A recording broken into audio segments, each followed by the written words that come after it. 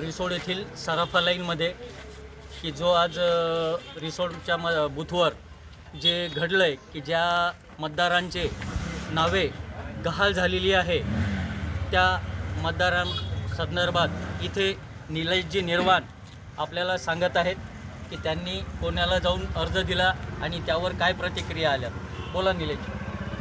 मी स्वतः आज सकाळपासून आमच्या वार्डातले बूथ क्रमांक 290 श्री शिवाजी हायस्कूल इथे एक प्रकार घडलेला आहे की जे माणसं यादीमध्ये नाव नाही आहे आणि ते या भारताचे रहिवासी असून त्यांच्याकडे Aadhaar card, voting card, ration card सर्व काही आहे असतानाही आज ते इथलचं जे रिसोड मालेगाव मतदारसंघात जी निवडणूक झाली त्याच्यामध्ये हक्क बजावणार नाही आलेला आहे त्या लोकांचा.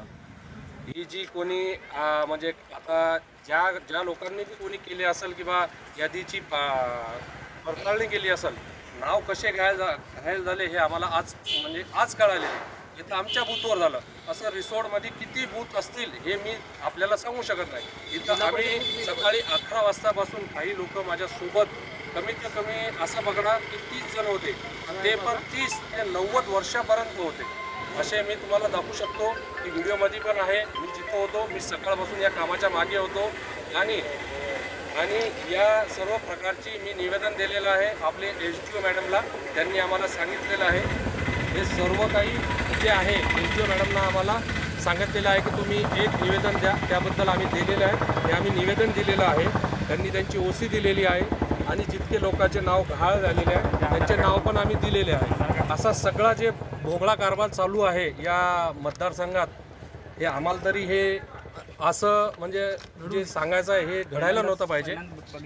म्हणजे हे जेवढे काही आता यादीमध्ये आहेत ते सर्व मतदार मतदानापासून वंचित राहिलेले आहेत. हो बरोबर. मग त्यांच्याबद्दल SDO मॅडमने तुम्हाला काय सांगितलं? काहीच नाही. आम्हाला म्हटले की आम्ही याच्यावरती उद्या सर्व आज संध्याकाळ किंवा उद्यापर्यंत आम्ही याचं पूर्ण जांच करणार, त्याच्यानंतर तुम्हाला उद्या कळवणार काय होणार. उद्या कळवणार म्हणजे उद्या कळवणार म्हणजे काय कळवणार की ते उद्या मतदान करता येईल का त्या लोकांना? ते असं काहीच नाही सांगितलं त्यांनी. आम्ही बघू त्याच्यावर, नाही तर मग 6 नंबरचा फॉर्म भरू आणि मग पुढे यांचे नाव वाढतील असं सांगितलेलं आहे. बाकी काहीच नाही. पण आज मी एवढं तुम्हाला सांगत आहे की हे लोक जे आहे हे भारतातले आहे का कुठले हे मला आजपर्यंत कळालं नाही.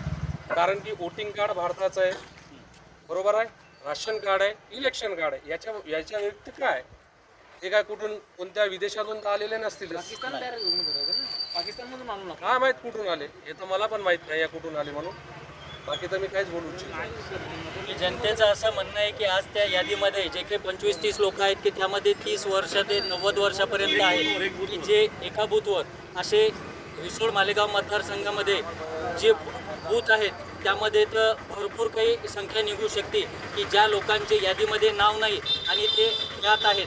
मग हे लोक आलेत कुठून आणि यांनी मतदानाचा अधिकार कधी करायचा, यांना मतदान कधी व्हायचं हे ते मतदानापासून आज वंचित राहिलेले आहेत. यांचं काय?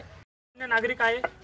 आज रिसोड मालेगाव मतदारसंघातील रिसोड येथे जो अनुचित प्रकार घडला आहे त्यामध्ये बरीचशी जनता ही मतदानापासून वंचित राहिली आहे.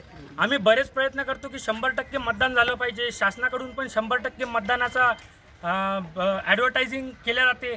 पण शासनाकडूनच जर मतदान याद्यांची पडताळणी किंवा जे काही अपडेशन म्हणतो आपण त्याच्यात जर दिरंगाई होत असेल, जो सर्वे ग्राउंड लेवलला होतो त्याच्यातच जर काही चुका असतील तर 100% मतदान कसं होणार? आज बरीचशी जनता जवळपास 30 ते 35 जण आमच्यासोबत होते.